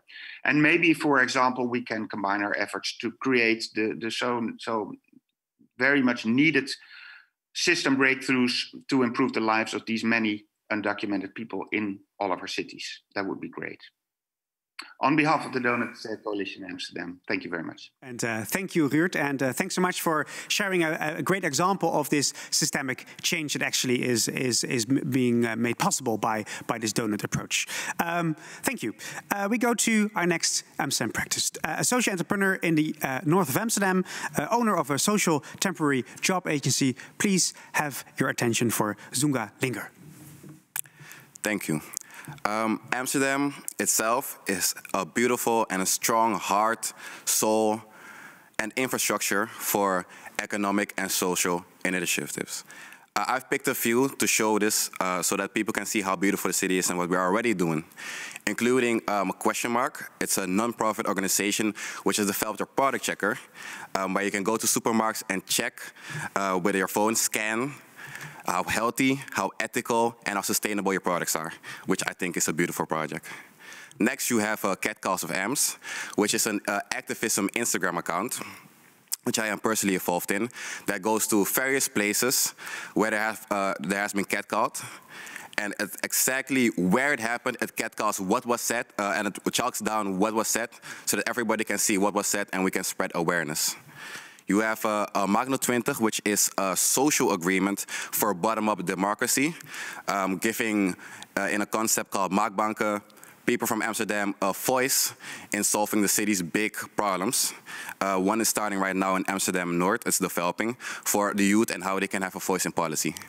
You have Verdedig Noord, which is an anti-gentrification organization, which has supported Amsterdam in various ways, including supporting people that are threatening to lose their apartment, or spreading meals or summer school for the less privileged. You have a Balkan Bar, which is also a great sustainable move, which has these kind of Balkan bars for your balcony, so you can have some extra room, and it's all made from sustainable wood. And of course, you have my own organization, the Social Temporary Job Agency, which tries to help homeless refugees that are go-getters and enthusiastic to get another chance so they can prove what they can do. This shows that Amsterdam is a beautiful city which has a lot of things to be done. All we need is empowerment for the initiatives that are already there. Thank you. Wow, thanks so much. And I think that's already one of the themes of our morning in the Net. We need the empowerment, and what kind of room and for empowerment do you need to actually make sure that all these initiatives can foster and can increase their impact. Thanks so much. Our fourth Amsterdam practice, an architect, urbanist, researcher at 26H, Wouter Pokorny. Good morning, everyone. Your audio is so-so. My audio is so-so.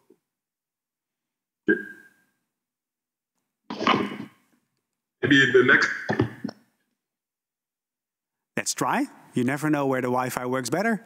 It's always we all have this experience in the last year, I'm afraid. So let's see if this is a better position for you to share your ideas when it comes to your practice. If I close my video, am I clear now? Let's go to our fifth speaker here, and then we come back to you, Wouter, and make sure that we have enough time in the coming 2 minutes that Gerard is going to do his Amsterdam practice, a bit of an improvisation, but then Wouter will come back to you, and I'm sure that our audio issues will be solved. So let's go to our fifth practice, and then we come back to you, Wouter, a board member of De Warren. Here is Gerard Roemers. Thank you. Yeah, the EU Bauhaus is about high-quality, sustainable living at affordable rates, and this is exactly the problem that De Warren is also trying to tackle. As the first cooperative developer of Amsterdam, we are trying to address all of these challenges integrally. And in fact, this week we're starting construction on 36 apartments that are both sustainable and affordable, ranging from social rent to middle income rent here in the eastern part of the city at Centrum Eiland. The building has been designed and developed by its future inhabitants. And they've also acquired the financial means and the land needed to realize the project. And as a board, we govern the project, but we do this together with a big group of inhabitants, around 50 ourselves as well. And in this way, we offer both ourselves as future inhabitants and board, and also the other people in the group, agency and a choice in how and where they live. We offer them, in fact, a chance to create their living situation rather than consuming what's offered by the market or by the state in this regard, however well-intended those offers might be. And this results, of course, in more diverse and I think also higher quality and a more sustainable design. So here's the group you can see. And we've designed basically everything with them, from the materialization of the building to the functions and the spaces that are there. In the design, collective use of the building is really important as well. Over 30% of the floor spaces are, the floor surface is actually dedicated to collective services, ranging from offices and co-living spaces to a theater hall and even a music studio.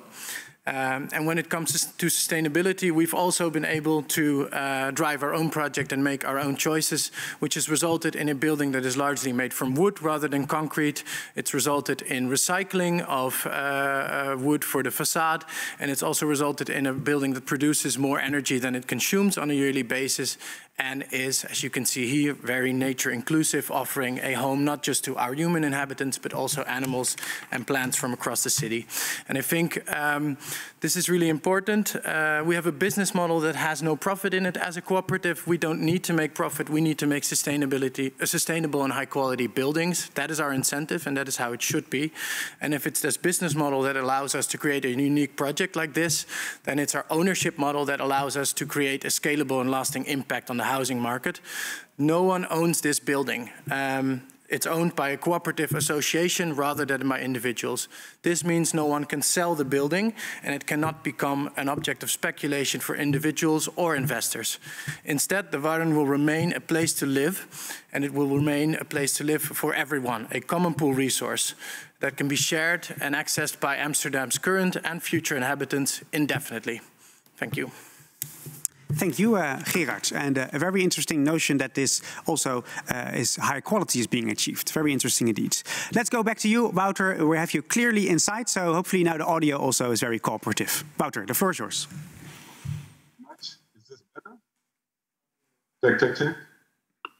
Yeah, let's continue. Let's see. Okay. Well, thank you for having me. I'll try to do the presentation as brief as possible.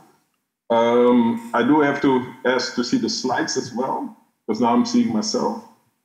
Or do I? Yes. All right. I'm representing Prospect 11, which is a home of Belma Believers 3.0 and many other initiatives in Amsterdam Southeast. That's the southeast part of Amsterdam, the borough. Myself, if I have to introduce myself, I'm an architect urbanist, but I'll also do research outside of those fields.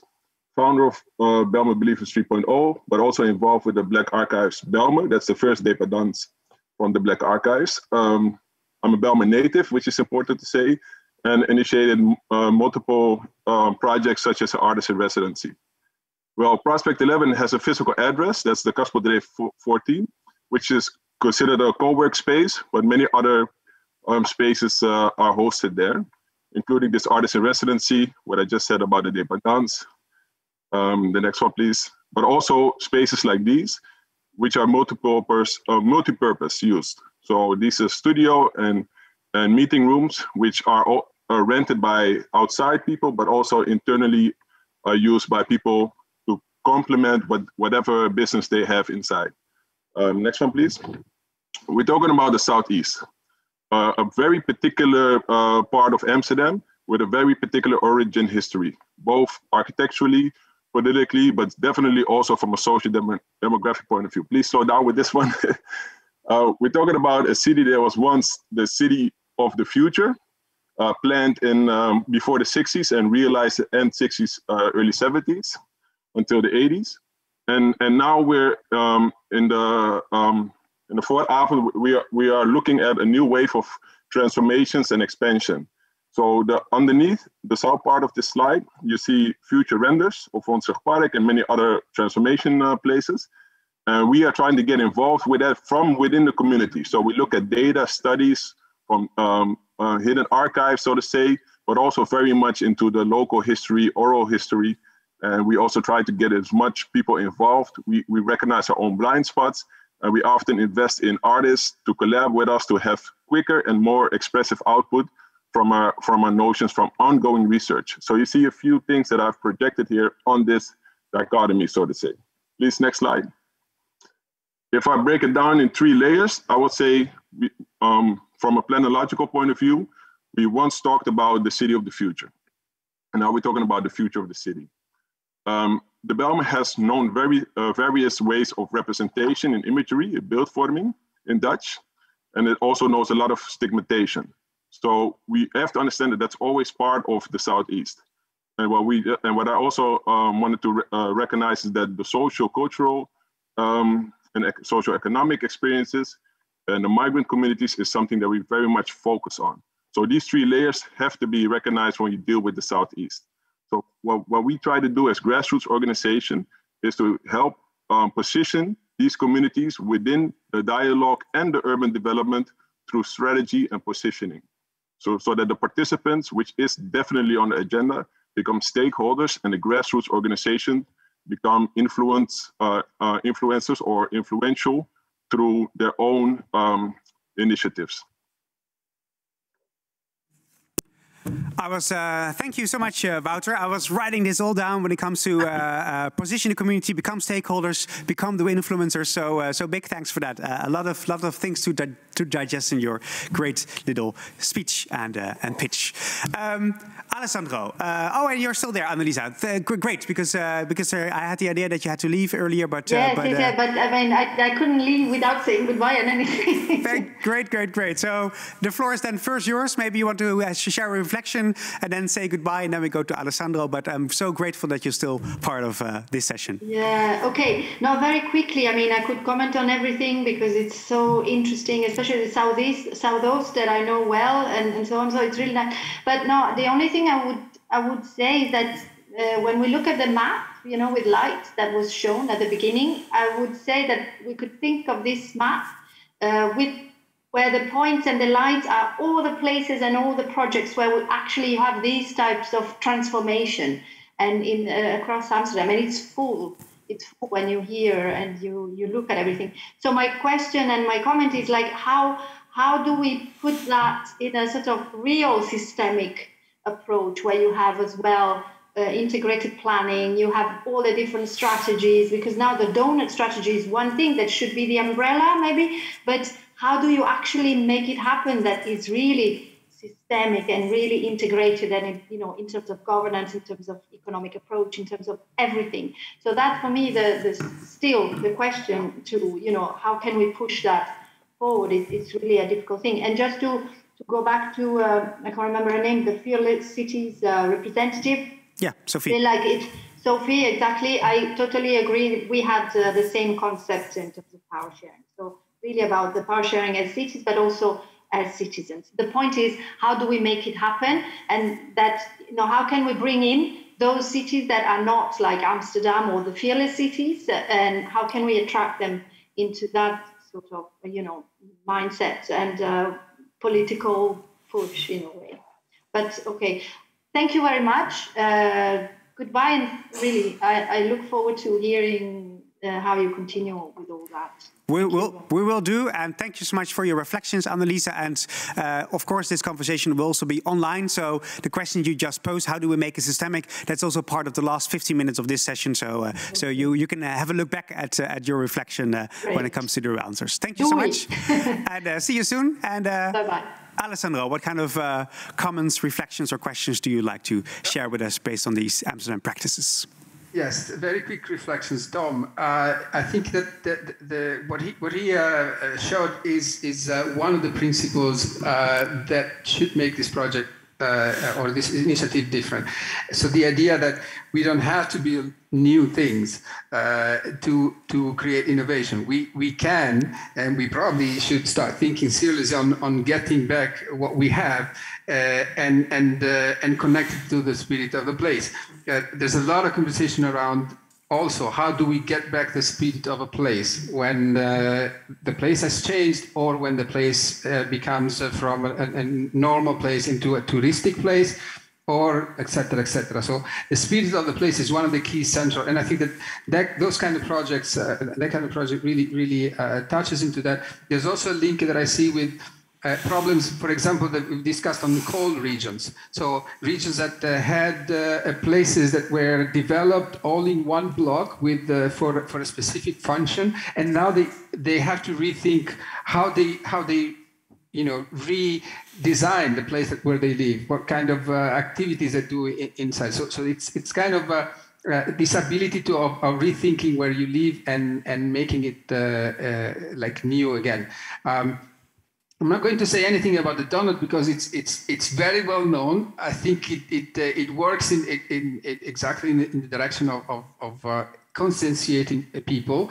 There is a slight difference in the framing, but it's one of these coalitions or activities that sums, and so full speed with that also. on the Zunda, all the examples that you gave and your own project, it just connects me to a project that is in Barcelona. It's called the Homeless Entrepreneur.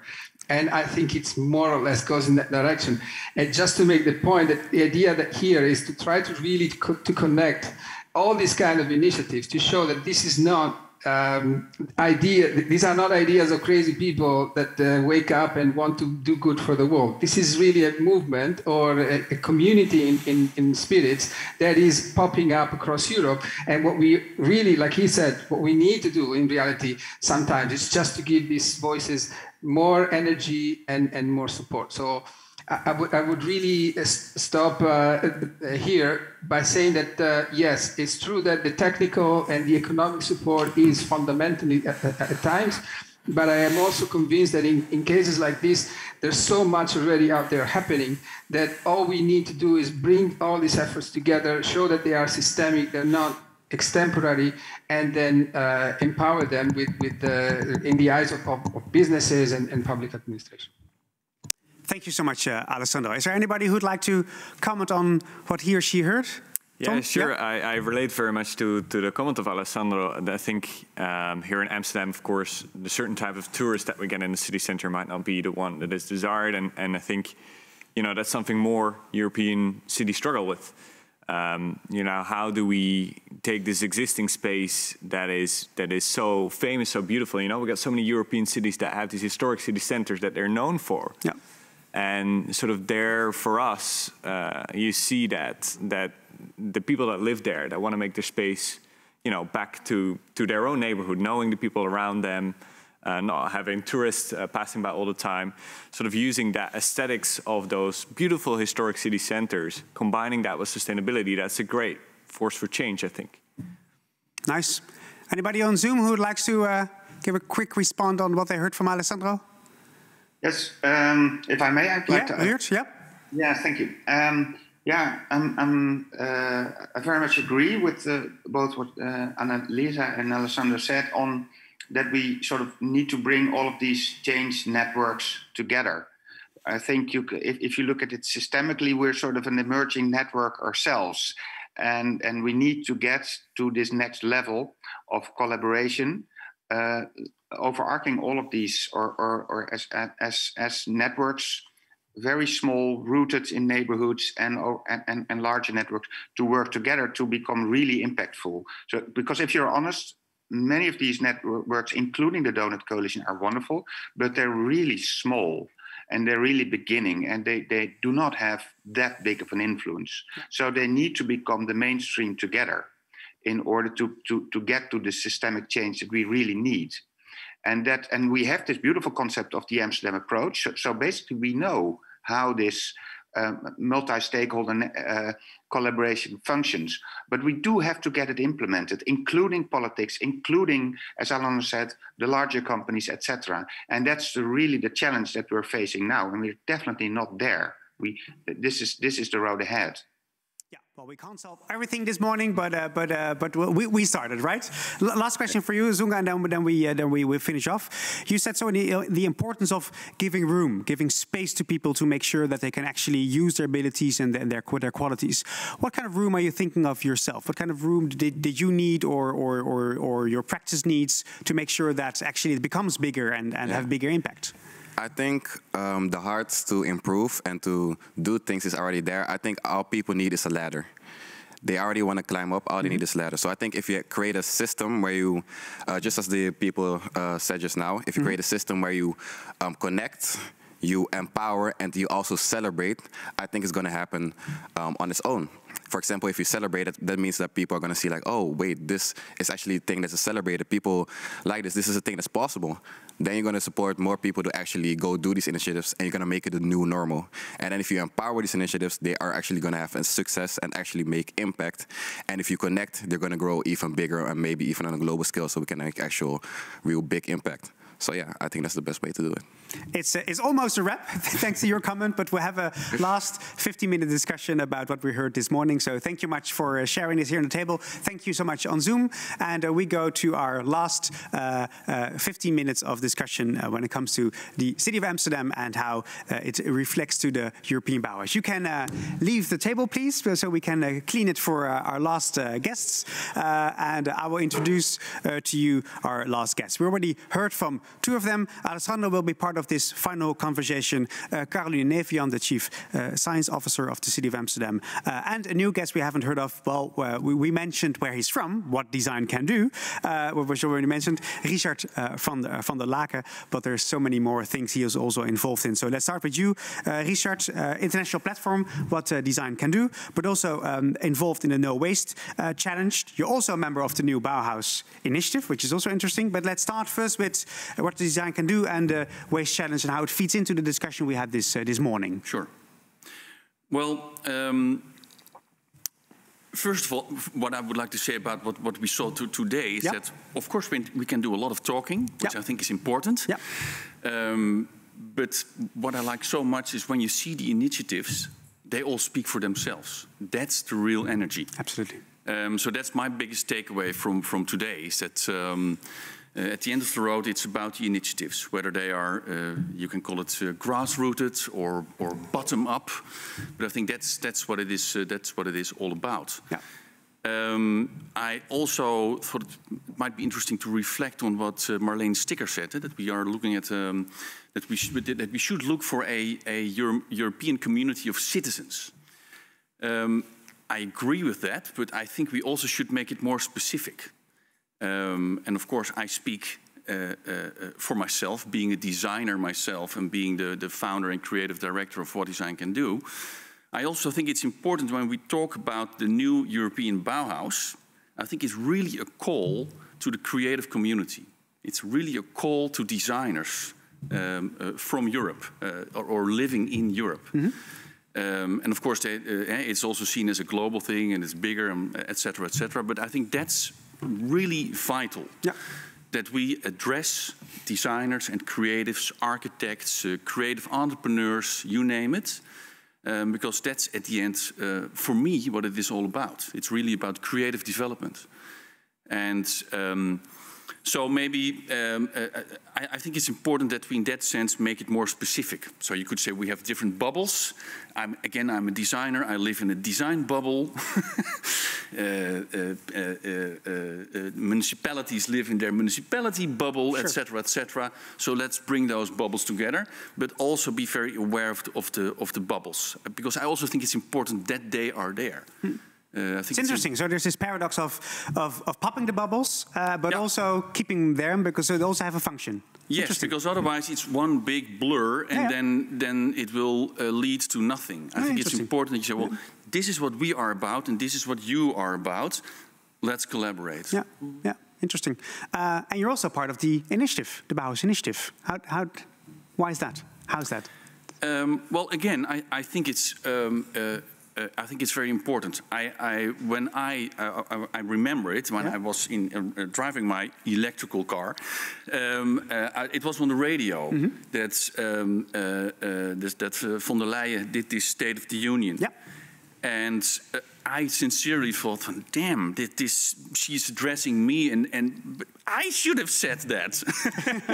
So I was, in that sense, good, also, right? I thought it was super strong. Yeah. It was so important, and of course you can have all kinds of critical remarks on it, but the fact that the leading person in the European Union is addressing this to us as a creative community is unprecedented. The president of the European Commission, and this is somebody. So if there is any creative designer, architect, or whatever in Europe who is still critical on the European Union, I say, okay, let's stop being critical because this is so important. Yeah. Yeah. And that was for me the main reason to. I thought I have to be part of this. Yeah. Yeah. Nice. And it also could, in that sense, to reflect a little bit on what you. Ask on the relation with What Design Can Do in the No Waste Challenge.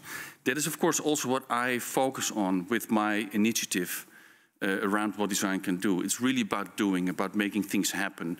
Of course, it's also about talking and exchanging ideas, but we really want to focus on the big issues. They are about the Green Deal. They are about the climate crisis. Of course, they are also about equality, etc., etc. And we do that with different programs. So the No Waste Challenge is focusing. Of course, it's how to say that? It's in fact a circularity challenge or circularity issue. And we ask designers and creatives to, you could say that as a designer we have been part of the problem, and now we have to be part of the and now we have to be part of the solution, and we can be part of the solution. And I think also today we already saw that many amazing people are already part of the solution. So let's make it bigger. Yeah, absolutely. And circularity is a very interesting way of looking to systemic change. This is systemic change because otherwise it's not going to become circular. Yeah, yeah.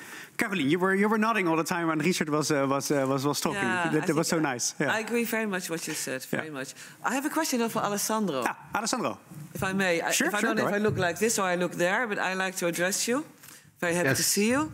Yes, very happy to see you. Yeah, my question is this position that we have as the Netherlands in Europe.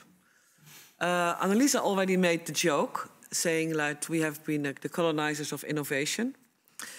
I know in Europe people say, oh, there you have the Dutch again. Yeah, because we are loud, we are bold, we say we are the best, we are the first. But I would like, I know we are a hub, we have been a hub for centuries. We have a big airport, big harbors. We are a very small country, so we always work international. Our archaeological finds are mostly consistent of, finds from other countries, not from the Netherlands themselves. So who are we for you? Who do you think we are? Can you help us? Well, who do you think you are? You just said, right? The problem is, or the question is, it's not us. It's the rest of Europe. So it's not the Commission, no, and this is also the approach in general, and the reason why there are these three words that are in reality values, and it's a choice not to say what it is. I think the big mistake of the Bauhaus, the original one, was to define one method or define one style or define one thing and think that would serve everyone. Yes, it can, but then there's a cost, and so if we tend to do that, so that's why also when I hear all the different methods, the donuts, not the donuts, and so the method in reality it doesn't really matter, because we need to have different methods for different places. What it's really important is to understand what motivates us in a way that is sustainable for each other. So you are what you are. And it's good that you are what you are, and it's good that you are, if you think you're loud, that you keep being loud. But the idea is that, I mean, as long as that doesn't become an example for everyone else, or because then it becomes a problematic. It's my identity against yours, or my identity versus yours, and I think that identity, and when we talk about the spirit of the place, this is very important. As long as that's recognized as an identity that connects and not as an identity that divides. Because, and it's a bit also related to, for example, design and the role of design, because if I speak now as a designer inside the Commission, okay, I need to see myself as a guest. And I am in a different culture. And so I need to learn the culture, I need to learn the language, at the same time without losing my culture or the culture of design, and trying to find the places where design and policy can talk to each other. And it's not difficult. No, it's not easy. It is it's exactly the opposite. Exactly. Yeah. But it can be done, no? And so also this idea, yes, it's true that the European Bauhaus is about design, but not only about that. And we still need to be very critical, but we need to open the space for a conversation. Yeah, it's very interesting, Alessandro, this importance of diversity, that there's not one method, there's so many different methods that we can use when it comes to the discussion. Also, Richard was taking up from Marleen, as Citizen Europe, but what kind of citizen? Different citizens with different needs, with different questions. So let's we have 2 more minutes, Caroline. So let's wrap up, because this is also some of the challenges we have, right? How do all citizens become part of the solution? And well, some citizens are more critical, some citizens have not the means, don't have the room, don't have the space. How can we, in the conclusion of this morning, can say something about that? Well, I think if I speak for the municipality, for the city of Amsterdam, I'm in the university, but also in the city, on the local level, on the regional level, on the national level and the European level, I think it's very important that we really invent how we can facilitate citizens to do the things they want to do. And there's, of course, the rules are very important, that not one can take it all. And that not one group will be dominant over other groups. And that we have ways how we can create not only sustainability, but also longevity. And that things go beyond the incident. And that, you know, people who grow up can trust that they are in an environment that's also to be trusted. Yeah. So, but I think there the governments have a very important task. Yeah. And it's very hard, because I don't know, I think it was you actually, Alessandro, who said there will be trust managers. No one wants to deal with a trust manager. I will not talk to a trust manager. You know this, right? Also, I don't like to be managed in my trust. My trust is my thing. It's my autonomy, you know? Yeah, fair enough. So I think we all have to manage trust. Yeah. And so I think there, the whole idea of management, which we use in the city of Amsterdam all the time, or on the European level, I think we have to rethink it. We don't know how to do it really, because the way we have been managing the last 30 years, giving so much, you know, space to profit, has really been very detrimental for the planet, for the relation between each other. So I think there's a very big thing to invent for us government officials. We have a very hard task, because we can say other people have to share the governance, which I think is a great line. But hey, we are the people in the municipality who have to change, and in the European Union and in the national government. And it's very hard. Yeah. I think that's very interesting, that the change should come from all directions. Yes. The change should come from the citizens and have the room for the citizens to be able to change, but also the institutions themselves and the civil servants within this institution or companies or whatever. Yeah. Well, in the Dutch, we have the toeslagenaffaire. We had this huge situation in the Netherlands where really low in the organizations, the people who execute the policies, who are in a very strong hierarchy where being wrong is, you know, punished immediately. So there you see that, you know, if the management, the top guys, don't have a certain behavior, it goes all the way down. And in the end, you get terrible things. That's why I was laughing so much when you were raving about Ursula von der Leyen saying this, because I completely agree. Because I think at the moment you have creativity at the table, and you have imagination, and you tune to each other. My work is on rhythm, so tuning is fundamental. So the outcome of this research into values for survival is that if we tune, and creativity, you need creativity to be able to tune. And then you can also tune to someone with whom you don't even share a language. We need to do that. I think that's a beautiful way of ending it, because if there's one thing we did in the last 2 hours was tuning into each other, tuning into Amsterdam, tuning into Europe, tuning into European cities. I would like to thank you so much, Alessandro, for being with us, for sharing your reflections, with sharing with us what for you the new Bauhaus initiative is all about, and how it connects to the city of Amsterdam and all the Amsterdam citizens with all the activities and actions are being done. Very inspiring indeed. Of course, to be continued. And I'm looking forward to this conversation. Thank you so much, and have a great day.